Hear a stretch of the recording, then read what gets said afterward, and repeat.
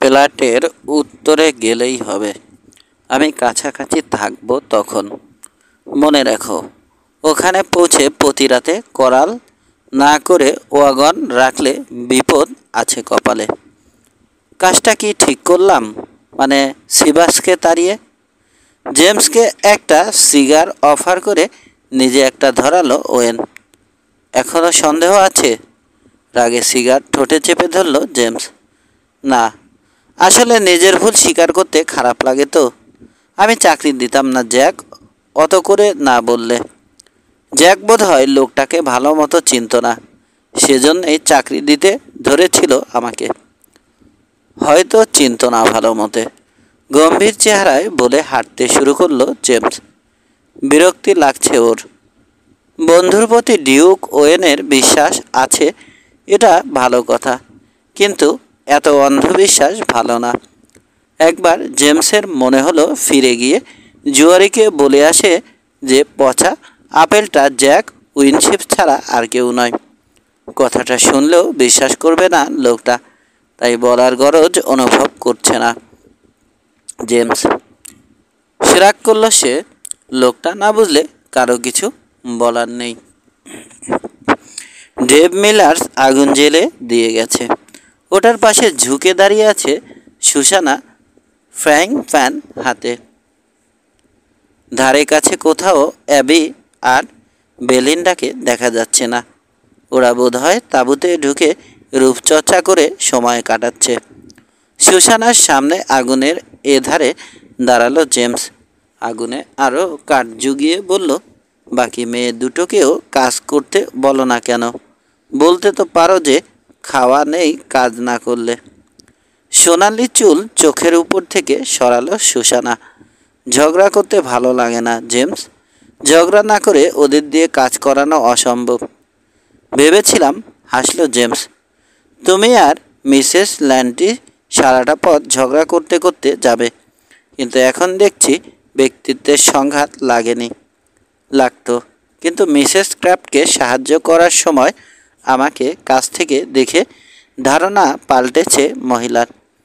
বেশিরভাগ বিবাহিতা মহিলাই মনে করে তারা আমার চেয়ে ভালো, কারণ প্রিচারের সামনে দাঁড়িয়ে শপথ নিয়েছে স্বামীকে ভালোবাসবে। ভালো, আমিও ডিউককে কম বাসি না। প্রিচার আমাদের সামনে মন্ত্র পড়েনি বলেই কি এমন খারাপ হয়েছে? তাই বলে তুমি বিয়ে করতে চাও না? টাকরায় শব্দ তুলে জিজ্ঞেস করলো জেমস। অবশ্যই চাই, কিন্তু ডিউক। ক্ষণিকের জন্য চুপ হয়ে গেল সুসানা। তারপর প্রসঙ্গ পাল্টে বলল, মায়েরা মেয়েটা খুবই ভালো, ওকে হারিয়ে যেতে দিও না জেমস ফ্ল্যাগ। লজ্জা পেয়ে ঘুরে হাঁটতে শুরু করলো জেমস। ব্রায়ানের ওয়াগনের দিকে যাচ্ছে। এতক্ষণে বোধহয় সাফার তৈরি হয়ে গেছে। চিন্তামগ্ন থাকায় প্রথমবারের ডাক কানে এলো না ওর। দ্বিতীয়বারে শুনল জেমস। শব্দ লক্ষ্য করে ঘাড় ফেরালো সে। দেখল মায়েরাদের ওয়াগনের সামনে দাঁড়িয়ে আছে ছায়ামূর্তি। গলাটা ওর চেনা, তবু যাবে কিনা এক মুহূর্ত ভেবে সিদ্ধান্ত নিল জেমস। ও চায় না মায়েরা আর ওকে নিয়ে গল্প করুক লোকে, তবু না গেলেও খারাপ দেখায়। ধীরে সুস্থে এগিয়ে মায়েরার সামনে দাঁড়ালো সে। কী ব্যাপার মায়েরা? রেগে আছো মনে হচ্ছে। না, তাহলে? রাগ করলো জেমস। সবাই বলছে আমার উচিত তোমাকে বিয়ে করা। অ্যালিস্টার কিছু বলেছে? না, একটু আগে সুসানা বলল। বিয়ের ব্যাপারে বলেছে? তাও আবার সুসানা? হ্যাঁ, পারলে ডিউক ওয়েনকে বেঁধে ফেলতো বেচারি। বেচারি মানে? তোমার অত দরদ কিসের? আগুনের আবছা আলোয় ঝড়ের আভাস দেখা গেল মায়েরার চোখে। রাগ করে জবাব দিল না জেমস। মায়েরা ওকে সন্দেহ করছে নাকি? কিছুক্ষণ অপেক্ষা করে অস্বস্তিকর নীরবতা ভাঙল হতাশ মায়েরা। দুঃখিত জেমস, হঠাৎ মনটা কেমন যেন হয়ে গেল। তোমাকে ডেকেছিলাম পশ্চিমের ওই পাহাড়টার নাম জানতে। ওই আকাশ ছোঁয়া উঁচু চূড়াটা তো? ডান পায়ে দেহের ভর চাপিয়ে আন্দাজে অন্ধকারে আঙুল দেখালো জেমস। ওটা ল্যামারি পিক। ডাক দিয়ে তোমার মূল্যবান সময় নষ্ট করলাম। উচিত ছিল অন্য কারো কাছে জিজ্ঞেস করে জেনে নেয়া। ঘুরে ওয়াগনের ওপাশে চলে গেল মায়েরা, একবারও পেছনে না তাকিয়ে। অবাক হয়ে কয়েক মুহূর্ত দাঁড়িয়ে থাকলো জেমস। তারপর ব্রায়ানের ওয়াগন লক্ষ্য করে হাঁটতে শুরু করলো। মায়েরার এমন আচরণের কারণ মাথায় ঢুকছে না ওর। ব্যাপার কি? নিজেই ডাক দিয়ে এত রাগ দেখানোর কি আছে? আপন মনে মাথা দোলালো। ঈশ্বরও জানে না মেয়েদের মনের কথা। মাথায় জেদ চেপে গেল ওর। কাঁটা যতই থাকুক, বুনো গোলাপ দিয়েই ঘর সাজাবে সে। কাঁটার আঘাত সহ্য করতে হলেও এই বুনো গোলাপটা তার চাই। হঠাৎ মনে হচ্ছে না হলে সে বাঁচবে না। Fort Lamari. কয়েক বছর আগেও জায়গাটা ওরিগন ট্রেইলের ট্রেন্ডিং পোস্ট হিসেবে বিখ্যাত ছিল। এখন সাইয়ান ব্ল্যাক হিলস রোডে এই দুর্গই সবচেয়ে নিরাপদ আশ্রয়। সবার ধারণা ছিল ফোর্ট ল্যামারিতে পৌঁছে একদিন বিশ্রাম নেওয়া হবে, কিন্তু ডিউক ওয়েন আর জেমস আলোচনা করে ঠিক করেছে ওখানে একদিনও দেরি করা চলবে না। সকালে আইক মিলার্স সবাইকে ডেকে জানালো কারো কোনো কিছু কেনার থাকলে যেন বিকেলেই কিনে নেয়। ফোর্ট ল্যামারিতে প্রয়োজনের এক মুহূর্ত বেশি থাকবে না ওয়াগন 10। হতাশ হলেও বিনা প্রতিবাদে সিদ্ধান্ত মেনে নিল সবাই। ওয়াগন 10 রওনা হওয়ার কিছুক্ষণ পর জেমস খেয়াল করলো উত্তেজিত দেখাচ্ছে সেলুন মালিককে। সবাইকে ছাড়িয়ে টেইলে অনেক দূর এগিয়ে গিয়ে ওর মনে পড়ল ডিউক ওয়েন ফোর্ট ল্যামারিতে জ্যাক উইনশিপের কেবল পাবে আশা করছে। ব্রুস সিল্ডার সিডনি থেকে আগেই ব্ল্যাক হিলসের পথে রওনা হয়ে গেছে কিনা জানতে উদগ্রীব হয়ে আছে লোকটা। জেমস জানে উইনশিপ মিথ্যে খবর পাঠালেও ওয়েনের মনে কোনো সন্দেহ জাগবে না। নির্দ্বিধায় বন্ধুকে বিশ্বাস করবে লোকটা। শেষ ব্যাসে মোড়া নিচু টিলাগুলোর মাঝ দিয়ে পথ করে ঘন্টার পর ঘন্টা ঘোড়া ছোটালো জেমস। দুপুরের অনেক আগেই 6 মাইল রাঞ্চ পাশ কাটালো। জায়গাটা খারাপ, গোলাগুলিতে মানুষ মরার হার খুব বেশি। ওর পরিচিত অন্তত ডজনখানেক লোক ওখানে মারা গেছে, খুনিদের পরিচয় জানা যায়নি। দুপুরে সে ল্যামারি নদী পার হয়ে উত্তর তীরের 3 মাইল রাঞ্চে পৌঁছে গেল। ছোট একটা শহর গজিয়ে উঠেছে রাঞ্চের কাছেই। গোটা কয়েক বিল্ডিং, একটা স্টোর, ব্ল্যাক স্মিথের দোকান আর একটা ব্যাংক হাউস। দেখার মতো বা বৈশিষ্ট্যপূর্ণ কিছু নেই শহরে, তবে ব্ল্যাক হিলস যাত্রীদের প্রয়োজনে আসতে পারে এমন সব কিছুই পাওয়া যায়। এখানে প্রথম এসেছিল ব্যাসকম আর সামার্স স্পাইক। দুজনকেই ভালো মতো চেনে জেমস। ঠিক করলো ডিনারের পর ওদের সঙ্গে দেখা করে কয়েকটা ব্যাপারে নিশ্চিত হয়ে নেবে। ব্যাংক হাউজেই ডিনারের ব্যবস্থা আছে। কোনো মতে নাকে মুখে খাবার গুজে ব্যাসকম আর স্পাইকের স্টোরে চলে এলো জেমস। সিবার্সকে ওরা চেনে কিনা জিজ্ঞেস করলো কিছুক্ষণ গল্পগুজব করে। ভালো মতো চিনি, বলল ব্যাসকম। এই তো 2 দিন আগে 3 জন বন্ধুকে নিয়ে এসেছিল। একজনের তো চেহারা দেখে মনে হলো দোজক থেকে ঘুরে এসেছে। এমন মার কে মারল জানতে ইচ্ছে করছিল, কিন্তু সাহস করে উঠতে পারলাম না। নিজের বুকে টোকা দিল জেমস। সেজন্যই, গম্ভীর মুখে মাথা ঝাঁকিয়ে বলল স্পাইক। সিবার্স আমাদেরকে বলেছে তুমি এলে যেন ভালো মতো লাভ করে নিই, আর নাকি কখনো কিছু কিনতে আসবে না তুমি। কি বলেছে? সে একাই যথেষ্ট না অন্যদেরও সাহায্য নেবে? কিছুই বলেনি, বলল স্পাইক। কে জানে কবে কখন কি করবে ওরা। তোমার জায়গায় আমি হলে চোখ কান খোলা রাখতাম। আমিও চোখ কান খোলাই রাখবো। স্টোর থেকে বেরোনোর আগে দুজনের সঙ্গে হ্যান্ডশেক করার সময় বলল জেমস। ফোর্টের দিকে ঘোড়া ছোটালো সে। নতুন কিছুই জানা গেল না এখানে এসে, তবে লাভ হয়নি তা নয়। আগেও সে জানত ডেভিলস ফিট গ্যাং প্ল্যাটের উত্তরে দূরে কোথাও হামলা করবে, তবে এখন ওর স্থির বিশ্বাস যে হামলাটা হবে আরও আগেই। বিকেলে ল্যামারি ফোর্টের কাছে পৌঁছে গেল জেমস। গোল হয়ে জায়গাটা ঘিরে রেখেছে নিচু টিলা, মাঝের পেইরিতে বাড়িগুলো বসানো রয়েছে যেন গামলার তলানিতে। বেশিরভাগ বাড়ি অ্যাডোবে আর পাথরের, তবে কাঠ আর কংক্রিটের দালানও আছে কয়েকটা। হাতের বাইরে রেখে স্টেজ কোম্পানির হেডকোয়ার্টার রাস্টিক হোটেল পার হলো সে।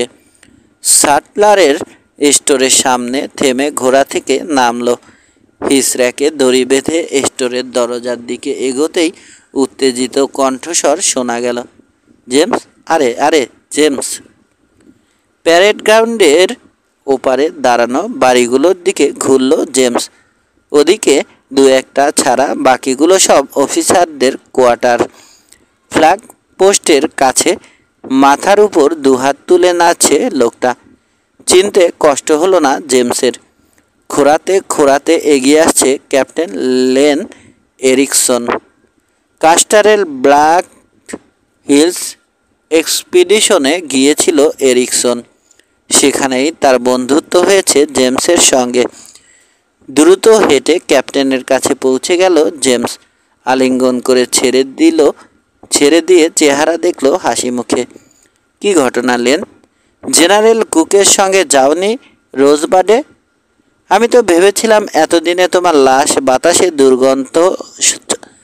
দুর্গন্ধ ছড়াচ্ছে। তাও ভালো ছিল যুদ্ধ ফেলে বসে থাকার চেয়ে। যুদ্ধ নেই তো প্রমোশন নেই। হারামি ঘোড়া আছড়ে ফেলে আমার গোড়ালি না ভাঙলে এতদিনে আমি মেজর হয়ে যেতাম। এপ্রিল থেকে ফোর্টে পড়ে আছি ল্যাংড়া হয়ে। বোঝো কত কষ্ট লেগেছে ক্রুককে যুদ্ধে যেতে দেখে।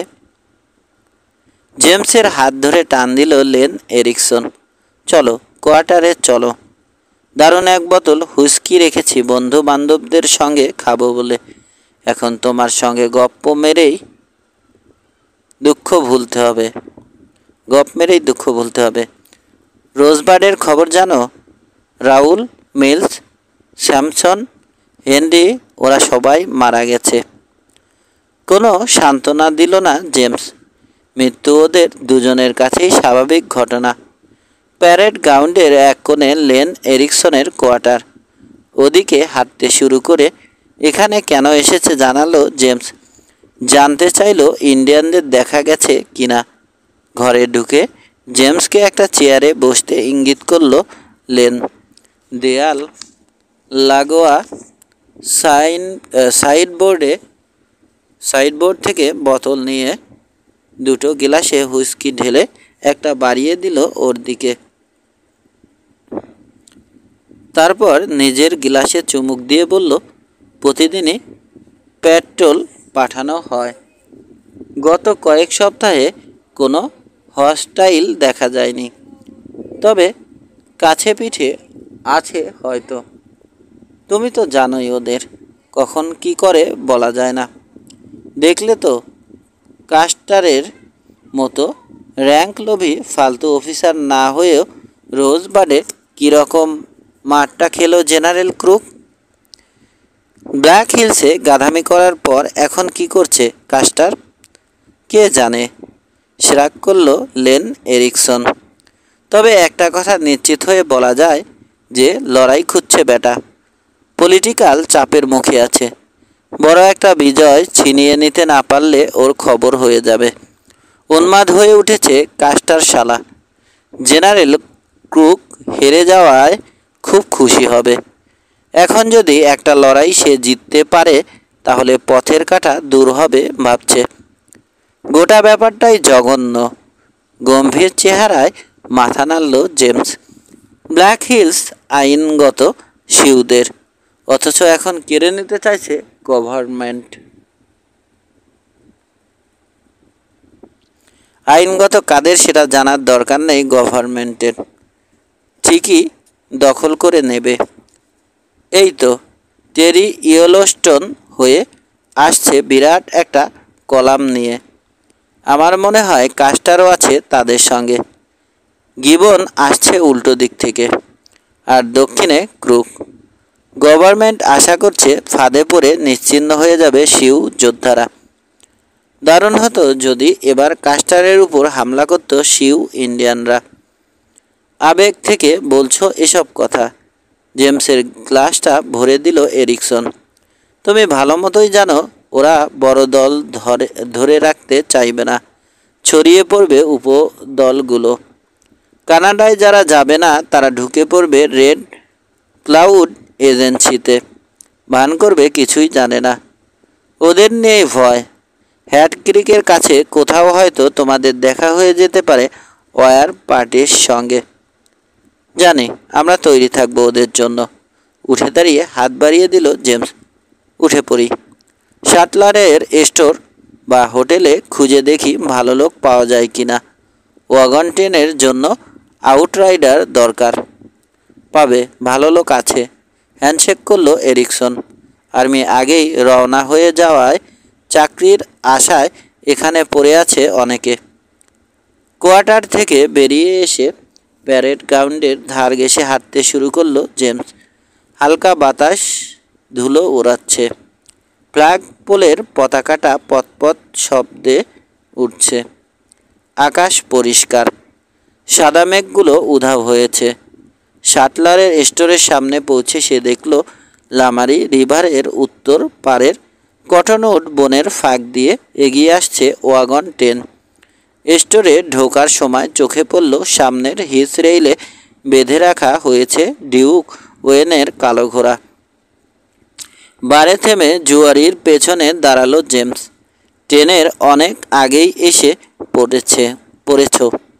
হাসতে হাসতে ঘুরে দাঁড়িয়ে জেমসের হাত ঝাঁকালো ওয়েন। ছাড়ল না। খুব খুশি খুশি লাগছে তাকে এ মুহূর্তে। আরও কয়েকবার ঝাঁকিয়ে হাতটা ছেড়ে দিল সে। চেহারা থেকে হাসি দূর হয়নি এখনও। জেমস, আর চিন্তার কিছু নেই।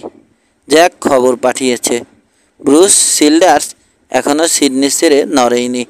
আগামী সোমবার নাকি রওনা হবে। সাইয়ান থেকে কত দূর সরে এসেছি আমরা? হবে 100 মাইল। তাহলে এবার সিল্ডার শেষ। আমাদের আগে ডেডউডে পৌঁছে আর সেলুন খুলতে হচ্ছে না ওকে। সিল্কের রুমাল দিয়ে মুখের ঘাম মুছে দরজার দিকে পা বাড়ালো জুয়ারি। যাই, সুসানা, আইক আর ডেভকে জানাতে হবে। ওরাও আশা করে আছে এই খবরটা পাবার জন্য। ডিউক ওয়েনকে স্মার্ট ভঙ্গিতে বেরিয়ে যেতে দেখলো জেমস। তারপর ঘুরে দাঁড়িয়ে বারে কোনোই রাখলো। ওর মন বলছে অনেক এগিয়ে আছে সিল্ডার্স লোকটা, হেরে গেছে ওয়েন। শ্রাগ করলো জেমস। যাই ঘটুক, ওর কিছু করার নেই। যতখানি সম্ভব দ্রুত গতিতে এগোচ্ছে ওয়াগন ট্রেন। বারের আর কাউকে খেয়াল করেনি জেমস। হঠাৎ শুনতে পেল কর্কশ একটা কণ্ঠস্বর বলছে, ওই নতুন বাক স্কিন পরা হ্যান্ডসাম লোকটাকে দেখনি? আরে, বারের শেষ মাথায় দাঁড়িয়ে আছে যে লোকটা। হ্যান্ডসাম? আরেকটা কণ্ঠস্বর কানে এলো জেমসের। তোমার চোখ আগের চেয়ে আরও অনেক খারাপ হয়ে গেছে মনরো। আমার জীবনে এর চেয়ে কুৎসিত লোক দেখিনি। এমনকি ও লোক কিনা সে ব্যাপারেও সন্দেহ আছে। আমার মনে হচ্ছে আফ্রিকা থেকে একটা গরিলা ধরে এনে বাক স্কিন পরিয়ে ছেড়ে দিয়েছে কেউ। হাসি মুখে ঘুরে দাঁড়িয়ে লোক দুজনকে দেখলো জেমস। পাহাড়ি লোক। বহু বছর ধরে মনরো আর কাটলাস হেইন্সকে চেনে সে। দাড়িতে ঢেকে আছে ওদের চেহারা। আগের সেই ছেঁড়া ফাটা বাক স্কিনে পড়ে আছে এখনও। গত 1 বছরে বাক স্কিনে 1000 খানেক ভাঁজ বেড়েছে শুধু। এছাড়া সবই একরকম আছে। জেমস গিয়ে ওদের পাশে বসে পড়ল। পিঠে পড়া প্রচণ্ড চাপ্পড়গুলো আদর হিসেবে মেনে নিল নির্দ্বিধায়। হুঙ্কার ছেড়ে 1 বোতল হুইস্কি দিতে বারটেন্ডারকে নির্দেশ দিল মনরো। এই অবস্থা কেন? ভালো বাক স্কিন আউটফিটটা গেল কোথায়? উৎসুক চোখে ওকে দেখে জানতে চাইল হেইন্স। বললেও বিশ্বাস করবে না, তাই আর বলছি না, হাসলো জেমস। মনে পড়ে গেছে গোসল করানোর অস্পষ্ট স্মৃতি। 2-1 মুহূর্ত পর চেহারায় কপট গাম্ভীর্য টেনে মনরো হেইন্সের দিকে তাকালো সে। চাকরি দরকার? দরকার মানে? দরকার, ভীষণ দরকার। টেবিলে জোরে চাপ্পড় বসালো হেইন্স। বোকার মতো আমাদের ফেলে রেখে আগেই চলে গেছে আর্মি। আমরা যদি খালি ক্রুকের সঙ্গে যেতাম তাহলে এখানে বসে চাপাবাজি করতে পারতে না। অতি সাহস দেখিয়ে মরে ভূত হয়ে যেতে। হেইন্সকে থামিয়ে দিয়ে বলল জেমস। হাসতে হাসতে হেইন্সের গায়ে গড়িয়ে পড়ল মনরো। পর মুহূর্তেই পেটে জোর চিমটি খেয়ে ঘুমিয়ে উঠল। গলা খাকারি দিল জেমস। আমি ওয়াগন ট্রেনের স্কাউটের কাজ নিয়েছি। বিশ্বাস করা যায় এমন দুজন আউটরাইডার দরকার। তোমরা কাজটা চাও? একটা কথা বুঝতে পারছি না। জেমসের অনুকরণে চেহারা গম্ভীর করে তুলল মনরো। ওদের যদি বিশ্বাসযোগ্য লোকই দরকার হয়ে থাকে তাহলে তোমাকে ওরা চাকরি দিল কেন? আমিও তোমার মতো লুচ্চা, লাফাঙ্গা আর শয়তান জানলে দিত না চাকরি। আরও গম্ভীর হয়ে গেল জেমস। কি ঠিক করলে? কাজটা নেবে? সেরাক করল হেইন্স। নিজেই বুঝে দেখো, গত 3 দিনে র্যাটল চেনেকের মাংস ছাড়া আর কোনো কিছু আমাদের পেটে পড়েনি। তাহলে কথা শেষ। বোতলটার কি হবে? বারটেন্ডারের রেখে যাওয়া হুইস্কির বোতল নাকের সামনে তুলে ধরে পরিমাপের দৃষ্টিতে দেখল মনরো। কি মনে হয় 1 বোতলে মাতাল হতে পারবো আমরা? না, হাসল হেইন্স। তবে চেষ্টা করতে ক্ষতি কি? সেরাক করল জেমস। ক্যাম্পে ফিরলে ডিউক ওয়েন কী বলবে কে জানে। মায়েরা ওকে চায় না, দূরে সরে গেছে। হয়তো ভাবছে ক্ষণিকের দুর্বলতায় প্রশ্রয় দিয়েছে ওকে। খামোখা রাগ দেখিয়ে ওকে নিরুৎসাহিত করতে চেয়েছে মেয়েটা। মন থেকে সমস্ত দ্বিধা ঝেড়ে ফেলল জেমস। নিজেকে বোঝালো মায়েরা যাই বলুক কিছু এসে যায় না ওর। মনরো বোতল বাড়িয়ে দেয়ায় লম্বা করে চুমুক দিল সে। মনে মনে নিজেকে গাল দিল অবাস্তব দিবাস্বপ্ন দেখে নির্ঘুম রাত পার করেছে বলে। তবু খচখচ করছে মনের ভেতর। তবু এক নাগাড়ে খুঁচিয়ে চলেছে বিবেক বুড়ো। 12। পরদিন সকালে ঘুম থেকে উঠে জেমসের মনে হলো মাথাটা ছিন্ন ভিন্ন হয়ে গেছে। কুড়াল দিয়ে কুপিয়েছে কেউ, এখনও কোপাচ্ছে। টলমল পায়ে গিয়ে নদীতে মাথা ডোবালো সে। শীতল চোট সামান্য স্বস্তি এনে দিল। মাথার ব্যথা কমলো একটু। ওয়াগনের কাছে এসে বসে পড়তেই ধোয়া ওঠা কফির কাপ বাড়িয়ে দিল ব্রায়ান সিমকক্স। পরপর 2 কাপ গিলে স্কুল টিচারের চেহারা চোখের সামনে স্পষ্ট হলো জেমসের। 2 হাতে মাথা টিপে ধরে বলল, কি খাওয়ালে জানি না, তবে কাজের জিনিস। মনে হলো সামান্য পানির সঙ্গে মন খুলে গান পাউডার মিশিয়েছ। রীতিমতো বিস্ফোরক। উপায় কি? বিমর্ষ চেহারায় মাথা নাড়ল ব্রায়ান। ইন্ডিয়ানদের এলাকায় ঢোকার আগে তোমাকে তো সুস্থ করে না তুলে উপায় নেই। এখানে এলাম কি করে এলে? চোখ বড় বড় করল স্কুল টিচার। কম কথায় বলতে গেলে অনেক হাউ খাউ করে স্টোরের সামনের ফুটপাত থেকে তোমাকে কাঁধে তুলে নিয়ে এসেছে আইক মিলার্স। যোগ্য লোক পেলে ডিউক ওয়েন তোমাকে আর চাকরিতে রাখত না। ঈশ্বর, এত মাতাল হতে জীবনে কাউকে দেখিনি আমি। মায়েরা কি বলেছে? না থাক, বলার দরকার নেই। হ্যাঁ, আমার বলা ঠিক হবে না, ওর মুখ থেকেই শুনে নিও। লম্বা দম ফেলে 3য় কাপ কফিতে চুমুক দিয়ে নামিয়ে রাখল জেমস। বলো, বলে ফেলো, সহ্য করে নেব। বলেছে তুমি একটা জঘন্য লোক, আর যা বলেছে সেসব আমি বলতে পারবো না। আসলেই জঘন্য কিছু করেছি আমি? অবশ্যই। বেসুরো গলায় নোংরা গান গেয়েছ। তাছাড়া সঙ্গে নিয়ে এসেছো 2টো বন মানুষ। মায়েরা বলেছে ওরা বন মানুষের চেয়েও নোংরা। আধখালি কফির কাপ আবার ভরে দিল ব্রায়ান। যাই হোক, ওদের পেলে কোথায়? পাথরের তলায়। বন্ধুদের সম্বন্ধে খারাপ কথা বলায় ভুরু কুঁচকে গেছে জেমসের। রাগ সামলে বলল, অন্তত সিভার্সের মতো নয়, ওদের বিশ্বাস করা যায়। তুমি ঘুমিয়ে থাকলেও গলায় ছুরি চালাবে না ওরা, হয়তো।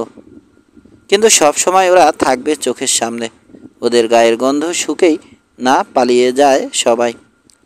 বন্ধুদের ব্যাপারে আর কটু কথা শুনতে রাজি নয় জেমস। বেকন রাধা হয়ে গেছে না, জানতে চাইল সে। কয়েক মুহূর্ত চুপ করে থেকে বলল, ওরা গোসল করানোর আগে যদি দেখতে আমাকে। বন্য আর বলো না। মনরো আর হেইন্স পাহাড়ে থাকতে থাকতে বাধ্য হয়েছে শিখতে যে পানি অযথা নষ্ট করা উচিত না। পাহাড়ে বেঁচে থাকতে শেখা ছাড়া করার আছেই বাকি।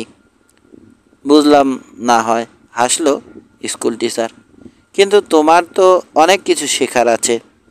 বুঝতে চেষ্টা করে দেখো, ভালো কোনো মেয়ের ভালোবাসা পেতে হলে কেমন হতে হয়। কার জন্য নিজেকে পরিবর্তন করা, অত সব বুঝবো। বুকে অভিমান উতলে উঠল জেমসের। মায়েরার জন্য। ও তোমাকে ভালোবাসে। সত্যি কি? চুপ করে থাকলো জেমস। ভাবনায় তলিয়ে গেছে কখন নিজেও জানে না। ওয়াগন টেনে সবাই ভাবছে মায়েরা তাকে ভালোবাসে, ওদের বিয়ে করা উচিত। চায় তো সে নিজেও, কিন্তু যোগ্যতা কোথায়? ভালোবেসে দখল করতে পারলেও মায়েরাকে কষ্টে রাখতে পারবে না সে প্রাণ গেলেও। হয়তো হয়তো মায়েরা অনেক কিছুই ত্যাগ করবে ওর জন্য। তবুও এগোনোর সাহস নেই জেমসের। নিজের কাছেই ছোট হয়ে যাবে সে মায়েরার এতটুকু কষ্ট হলেও।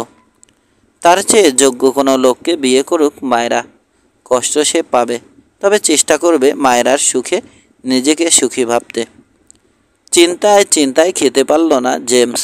ব্রেকফাস্ট না করেই হাজির হলো ডিউক ওয়েনের তাঁবুর সামনে। ঘোড়ার পাশে জুয়ারি দাঁড়িয়ে আছে স্যাডল হর্নে হাত রেখে। সবাই তৈরি, তবু রওনা হচ্ছে না ওয়াগন ট্রেন। কিছু একটা বলার আছে ওয়েনের। লোকটা যাই বলুক কিছু যায় আসে না। জেমস ভাবছে শুধু মায়েরার কথা। অপরাধীর দেখা পেয়েছে এমন দৃষ্টিতে ওর দিকে তাকালো ডিউক ওয়েন। জেমস অনুভব করলো সবাই লক্ষ্য করছে ওদের দুজনকে। ছি ছি ছি ছি, তুমিও সিভার্সের মতন দায়িত্ব জ্ঞানহীন, এটা ভাবিনি। ফোঁস করে দীর্ঘশ্বাস ছাড়ল সেলুন মালিক। আমাদের সবার নিরাপত্তা দেখার দায়িত্ব তোমার, অথচ কি করলে? মাতাল হয়ে গেলে বোকার মতো। 5-6 সেকেন্ড স্তব্ধ নীরবতায় পার হয়ে গেল জেমস জবাব দেওয়ার আগে। ডিউক, ওয়াগন ট্রেন ফোর্টের নিরাপদ আশ্রয়ে পৌঁছানোর আগে পর্যন্ত দায়িত্ব আমি ঠিকই পালন করেছি। আবার যখন রওনা হবে আমার কাজে কোনো খুঁত পাবে না। কিন্তু আসল দায়িত্ব জ্ঞানহীন হচ্ছ তুমি। সিভার্সের মতো অমানুষকে কাজ দিয়ে নিজের অযোগ্যতা প্রমাণ করেছ তুমি, আমি না। হ্যাঁ, বন্ধুদের দেখা পেয়ে মদ গিলেছি আমি, চেয়েছি হতাশা দূর হয়ে যাক, কিন্তু তোমার মতো বন্ধুকে আজীবন বিশ্বাস করে গাধার মতো মরার খায়েশ আমার নেই। অপমানে সাদা হয়ে গেল ডিউক ওয়েনের চেহারা। 6 গানের দিকে হাত বাড়িয়েও মত পরিবর্তন করল। আঙুল তুলে রাস্তা দেখিয়ে বলল, চাকরি খতম, দূর হয়ে যাও। বেশ। ঘোড়ার মুখ টেইলের দিকে ফেরালো জেমস। মনরো, হেইন্স, চলে এসো তোমরা। একটু দূরে ঘোড়ায় বসে উত্তেজিত বাক্যালাপ শুনছিল ওরা দুজন। জেমস ডাক দেয়ায় ঘোড়া ছুটিয়ে ওর পাশে চলে এলো। একসঙ্গে হাঁটছে ওদের ঘোড়াগুলো। মনরো তাকালো জেমসের দিকে, ঘোড়ার রাশ দুলিয়ে বলল, এত কম সময়ের চাকরি আমার জীবনে এই প্রথম। দারুণ লাগলো এখানে কাজ করে। গম্ভীর জেমস কোনো জবাব দিল না। দাঁড়াও। পেছন থেকে শোনা গেল আইক মিলার্সের গলা। আমিও আসছি, আমিও যাব। বড় ভাইয়ের কথায় সায় দিল ডেভ মিলার্স।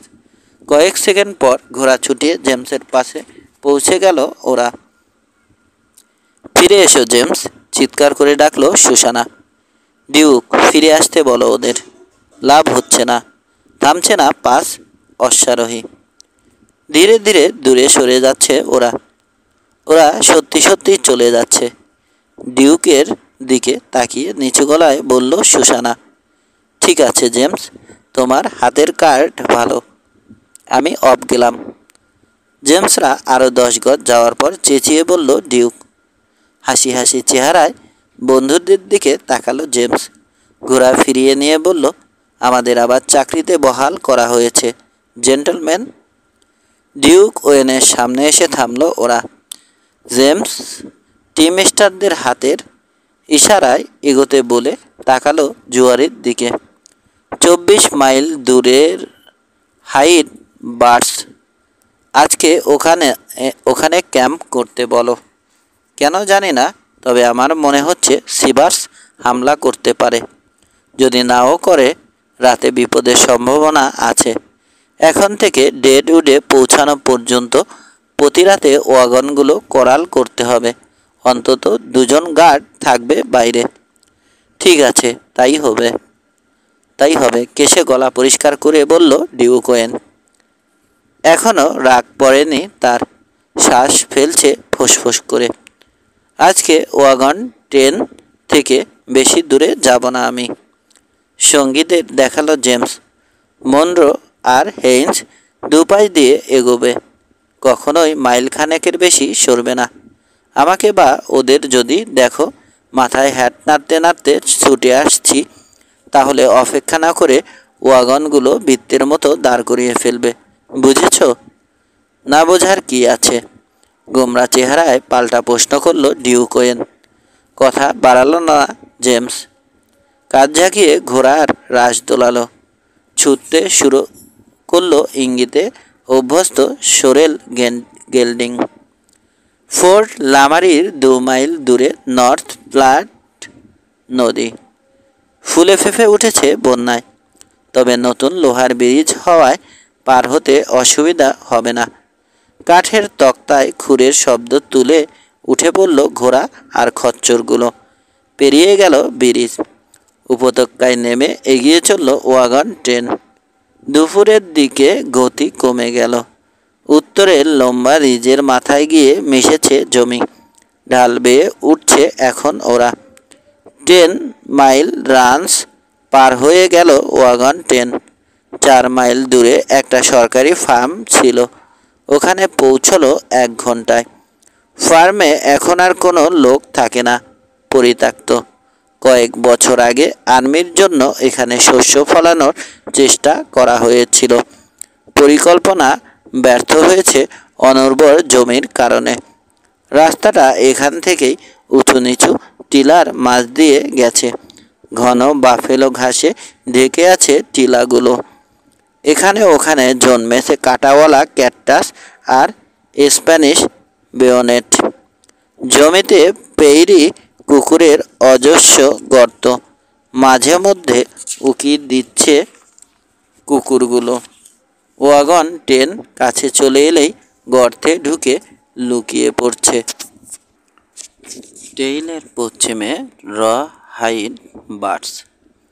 একসময় এখানে একটা স্টেশন ছিল ঘন জঙ্গলের ধারে। এখন নির্জন এলাকা। জন্তুগুলোর ঘাসের অভাব যাতে না হয় সেদিকে খেয়াল রেখে ক্রিকের তীরে ক্যাম্পের জায়গা বাছল জেমস। তাড়াহুড়ো করে একটার পেছনে আরেকটা ওয়াগন রেখে বৃত্ত তৈরি করলো টিম স্টাররা। মাঝখানের ফাঁকা জমিতে সবার জন্যই যথেষ্ট জায়গা আছে। ঘোড়া আর মিউলগুলোর ঘাস খাওয়া শেষ হলে ভেতরে এনে রাখতে হবে, আইক মিলার্সকে বলল জেমস। দেখল দ্রুত ঘোড়া ছুটিয়ে আসছে কাটলাস হেইন্স। কাছে এসে ঘোড়া থামালো হেইন্স। উত্তেজিত দেখাচ্ছে তাকে।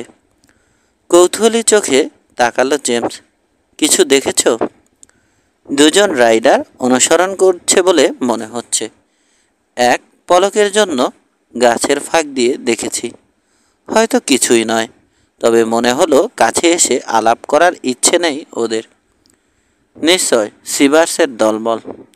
গম্ভীর হয়ে গেল জেমসের চেহারা। ভেবেছিলাম অনেক লোক আসবে। দলে লোক বেশি থাকলে দিনের বেলাতেই আক্রমণ করত সে। তা যখন নেই, এখন মনে হচ্ছে ভোরের আগেই দেখা পাবো ওদের। মাত্র 6 জন লোক এত বড় ওয়াগন টেনে হামলা করতে সাহস পাবে? জানতে চাইল হেইন্স। চমকে দিতে চাইবে ওরা। তাছাড়া এমনও হতে পারে পুরো দলটাকে দেখোনি তুমি। হতেই পারে। দাড়ি চুলকে চিন্তিত চেহারায় জেমসের দিকে তাকালো হেইন্স। একটা কথা আমি বুঝতে পারছি না জেমস, চাই কি ওরা? আমাদের ঘোড়া? ইতস্তত করল জেমস। বন্ধুকে সে বিশ্বাস করে না তা নয়, তবে গোপন কথা যত কম মানুষ জানবে তত ভালো। দ্বিধা কাটিয়ে উঠে সে বলল, দেখা যাক কি চায় ওরা। সাফারের পর চুপচাপ আগুনের ধারে বসে একটা সিগার শেষ করল চিন্তিত জেমস। কিছুক্ষণ পর দ্বিতীয় সিগারটা আগুনে ছুঁড়ে ফেলে দিয়ে উঠে দাঁড়িয়ে বলল, যাই মায়েরার সঙ্গে কথা বলে আসি।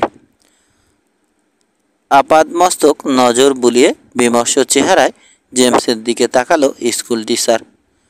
আগুনের টানে শেষ পর্যন্ত উত্তাপের ভয় না পেয়ে ঝাঁপিয়ে পড়ল একটা মত। পুড়ে মরবে জেনেও। খুব মজার কথা, শুষ্ক কণ্ঠে বলে হাঁটতে শুরু করলো জেমস। আগুনের কাছে বসে ভাইয়ের মোজা সেলাই করছে মায়েরা। জেমস সামনে এসে দাঁড়াতেই একবার চোখ তুলে তাকালো, তারপর আবার মনোযোগ দিল সেলাইয়ে। গুড ইভিনিং মায়েরা, পাশে বসে পড়ে বলল জেমস। কোনো জবাব দিল না মায়েরা। দক্ষ হাতে সেলাই করে চলেছে এক মনে। ওয়াগনের ওধার ঘুরে এগিয়ে এলো অ্যালিস্টার। জেমসকে দেখে হেসে বলল, কিছু মনে করো না জেমস, খুব রেগে আছে সিস। রেগে আছে কেন? কাল রাতে তোমাকে মাতলামি করতে দেখে ভালো লাগেনি ওর। চোখ বন্ধ করে রাখলেই আমাকে আর দেখতে হতো না আমি বলেছিলাম, হাসলো অ্যালিস্টার। সিস বলল, তুমি ধারে কাছে থাকলে নাকি চোখ সরাতে পারে না। কখনো আমি এসব কথা বলিনি, মিথ্যুক কোথাকার। ছোট ভাইকে ধমক দিল মায়েরা। লজ্জায় দুগালে রঙের ছোপ লেগেছে। ওর কথা বিশ্বাস করো না জেমস, ও তোমাকে মনের কথা বুঝতে দিতে চায় না। ধমকের ভয়ে এক পা পিছিয়ে গেল অ্যালিস্টার। খুব তো হাতে পায়ে ধরে গার্ডের কাজ নিয়েছ। কড়া চোখে ভাইয়ের দিকে তাকালো মায়েরা। সময় হয়েছে, বাজে কথা না বলে যাও, গিয়ে আইক মিলার্সের কাছে রিপোর্ট করো। বিস্মিত চেহারায় কিশোর অ্যালিস্টারকে দেখল জেমস। তুমি ডিউটি করবে? ছেলেটা গর্বিত চেহারায় মাথা ঝাঁকানোয় বাধা না দিয়ে বলল, সাবধানে থেকো। আমরা রাতে টম সিভার্সকে আশা করছি। একটু যদি অসতর্ক হও পিঠে ছুরি খেয়ে মরবে। খুবই সাবধানে থাকবো। হাত নেড়ে জেমস আর মায়েরাকে বিদায় জানালো সে। ওয়াগন হুইলে ঠেস দেয়া রাইফেলটা তুলে নিয়ে রাতের আধারে মিলিয়ে গেল। কয়েক মিনিট পার হয়েছে। জেমস বা মায়েরা কেউ কোনো কথা বলেনি। মোজা সেলাই শেষ করে পাশে রাখা ব্যাগটা তুলে নিল মায়েরা। নিডল, থ্রেড, থিম্বল, কাঁচি আর উলের বলটা ভরল ব্যাগে। মোজাটা সাবধানে ভাঁজ করে হাঁটুর উপর রাখলো। তারপর এক দৃষ্টিতে তাকিয়ে থাকলো আগুনের দিকে। বুঝতে পারছি তুমি আমাকে জঘন্য লোক মনে করো। অবশেষে নীরবতা ভাঙল জেমস। একদম ঠিক ধরেছ। কেন মনে করো? জবাব দিতে আমি বাধ্য নই, তবু শুনতে চাইছো তাই বলছি। যে লোক মদ গিলে কি করছে তা বোঝে না, সে জঘন্য লোক ছাড়া আর কি। তোমার কেমন লাগতো যদি তোমার মনের মানুষ মাতলামি করত? কথা জুগিয়ে দিল জেমস। আমি এ কথা বলছিলাম না। দ্রুত নিজের ভুল শুধরে নেয়ার চেষ্টা করলো অপ্রস্তুত মায়েরা। আমি তোমাকে পছন্দ করি না জেমস ফ্ল্যাক, এক ফোঁটাও না। তুমি একটা বুনো জানোয়ার। আমার ধারণা ইন্ডিয়ানদের সঙ্গে থেকে থেকেই তোমার এই অবস্থা হয়েছে। আমাদের চেয়ে ইন্ডিয়ানদের তুমি বেশি বুনো মনে করো? অবশ্যই। আগুনের পাশে বসে আছে মায়েরা। অপ্সরার মতো লাগছে দেখতে। জেমসের মনে হলো খুব দ্রুত অতীত ভুলে যায় মায়েরা। তুমি জানো এই জায়গাটার নাম রহাইড বার্স কেন হয়েছে? না, জানতেও চাই না। তোমার জানা উচিত। গম্ভীর চেহারায় বসে আছে জেমস। রাগ ঝিলিক দিচ্ছে ওর দু চোখে। বলছি শোনো, হয়তো কিছু বুঝতে পারবে। ঘটনাটা ক্যালিফোর্নিয়ার গোল্ড রাশের সময় ঘটেছে। কোনো এক শ্বেতাঙ্গ রওনা হবার আগে বলেছিল পথে কোনো ইন্ডিয়ান দেখলেই গুলি করে মারবে। এখানে এসে জীবনে প্রথম ইন্ডিয়ান দেখে সে। এই ক্রিকের ভাটিতে ক্যাম্প করেছিল শিউ ইন্ডিয়ানদের একটা দল। সঙ্গের কেউ একজন গাধাটাকে মনে করিয়ে দেয় তার শপথের কথা। রাইফেল হাতে বেরিয়ে যায় লোকটা। বিনা কারণে গুলি করে মারে একজন ইন্ডিয়ানকে। গায়ে পড়ে আক্রমণ করার আগ পর্যন্ত ওদের বিরক্ত করেনি ইন্ডিয়ানরা, কিন্তু একজন ব্রেভ খুন হওয়ায় শ্বেতাঙ্গদের ক্যাম্পে এলো ওরা। দাবি জানালো খুনিকে ওদের হাতে তুলে দিতে হবে। শ্বেতাঙ্গদের চেয়ে সংখ্যায় অনেক বেশি ছিল ওরা, কাজেই বাধ্য হয়ে ওদের কথা রাখা হলো। খুনিকে ধরে নিয়ে গেল ইন্ডিয়ানরা, এমন জায়গায় দাঁড় করিয়ে জীবন্ত অবস্থায় শরীরের চামড়া খুলে নিল যাতে শ্বেতাঙ্গরা দেখতে পায়। এজন্যেই এই জায়গার নাম র-হাইড বার্স। দারুণ কষ্ট পেয়ে মরেছিল বেটা। দৃশ্যটা কল্পনা করে শিউরে উঠল মায়রা। কি ভয়ঙ্কর! অবশ্যই ভয়ঙ্কর, সায় দিল জেমস। খোঁজ নিলে দেখা যাবে বেশিরভাগ গোলমাল শুরু হওয়ার আগে এভাবেই নিরীহ কোনো ইন্ডিয়ানকে খুন করেছে শ্বেতাঙ্গ কোনো বদমাশ। অথচ আমরা ভাবি না কেন ওদের সঙ্গে শত্রুতা হলো, কারণ জানার সময় কই আমাদের। আমি বলছিলাম জীবন্ত ছাল ছাড়ানোর ব্যাপারটা ভয়ঙ্কর আর বন্য।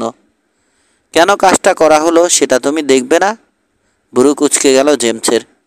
যার চামড়া ছাড়ানো হয়েছে সেই লোক তো তোমার কথা অনুযায়ী সভ্য লোক, শ্বেতাঙ্গ। সে কেন খুন করতে গেল? তুমি একটা বাজে লোক জেমস ফ্ল্যাক। তোমার সঙ্গে আমি কথা বলতে চাই না। দ্রুত রাগী চেহারায় মোজা আর ব্যাগ হাতে উঠে দাঁড়ালো মায়রা। গট গট করে হেঁটে চলে গেল ওয়াগনের ওপাশে। ক্লান্ত দেহ মন টেনে ব্রায়ানের ক্যাম্পে এলো জেমস। ওকে দেখেই মাথা নাড়ল স্কুল টিচার। মদটা? চুপ করো, আমি এখন ঘুমাবো। ধমক দিয়ে তাকে থামিয়ে শুয়ে পড়ল জেমস। ক্যাম্প একদম নীরব হয়ে গেছে। মাঝে মাঝে গার্ডদের পদশব্দ কানে আসে। অনেক রাত, এখনো ঘুমাতে পারেনি জেমস। চোখ খুলে দেখল অসংখ্য নক্ষত্র মিটমিট করে জ্বলছে। চাঁদ ওঠেনি, তাই খুব উজ্জ্বল দেখাচ্ছে মেঘহীন কালো আকাশে। কিছুতেই মাথা থেকে চিন্তা দূর করতে পারল না জেমস। শেষ পর্যন্ত অতিষ্ঠ হয়ে উঠে পড়ল ঘুমানোর চেষ্টা বাদ দিয়ে। বাইরে থেকে ওয়াগনগুলোকে ঘিরে চক্কর লাগালো একবার। প্রথম দফায় 4 জনকে গার্ড রেখেছে আইক। সবাই ভীত সন্ত্রস্ত। জেমসকে দেখে মনের ভয় অনেকটা দূর হলো ওদের। সিস ঝগড়া করেছে তোমার সঙ্গে? জেমস সামনে এসে দাঁড়ানোয় জানতে চাইল অ্যালিস্টার। জেমস চুপ করে আছে দেখে বলল, একটু রাগী, তবে তোমাকেও খুব ভালোবাসে। কে জানে, কিছু তো বুঝতে পারি না। হাঁটতে শুরু করে আপন মনে বলল জেমস। ক্যাম্পে ফিরে এসে শুয়ে পড়ল আবার। এবার জেমসের 2 চোখ ছাপিয়ে নেমে এলো গভীর ঘুম। তবে বেশিক্ষণ শান্তি জুটল না কপালে। ভোরের আগেই জেগে উঠল। একই চিন্তা আবার জ্বালাতে শুরু করলো ওকে। কিছুক্ষণ পর মনকে বশ মানাতে হাঁটতে বের হলো। ওয়াগনের বাইরে দিয়ে চক্কর দিল একবার। দ্বিতীয়বার সাপ্লাই ওয়াগনের সামনে পৌঁছে থমকে দাঁড়ালো সে। অভ্যেস বসে বাম হাত চলে গেল ছুরির বাটে।